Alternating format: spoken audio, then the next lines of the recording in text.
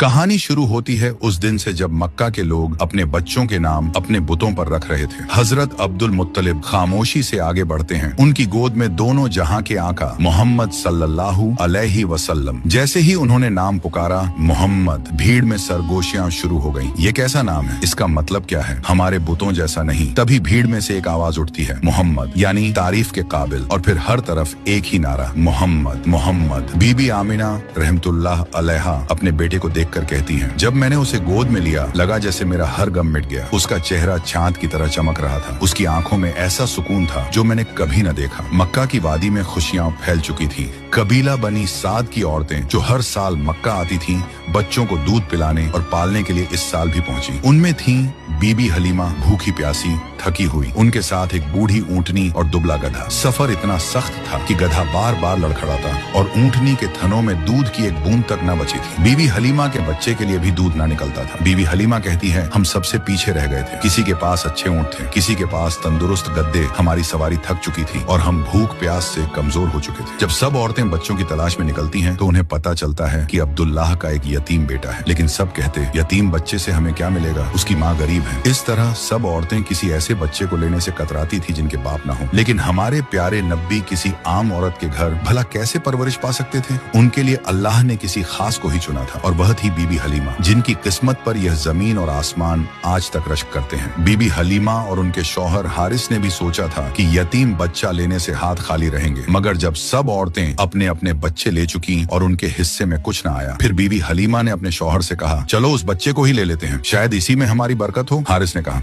हाँ क्यों नहीं, शायद यही बच्चा हमारे नसीब बदल दे। और जब बीबी हलीमा बीबी आमिना रहमतुल्लाह अलैहा के घर पहुंची तो उन्होंने देखा और आगे क्या हुआ जानने के लिए पार्ट 2 जरूर देखें।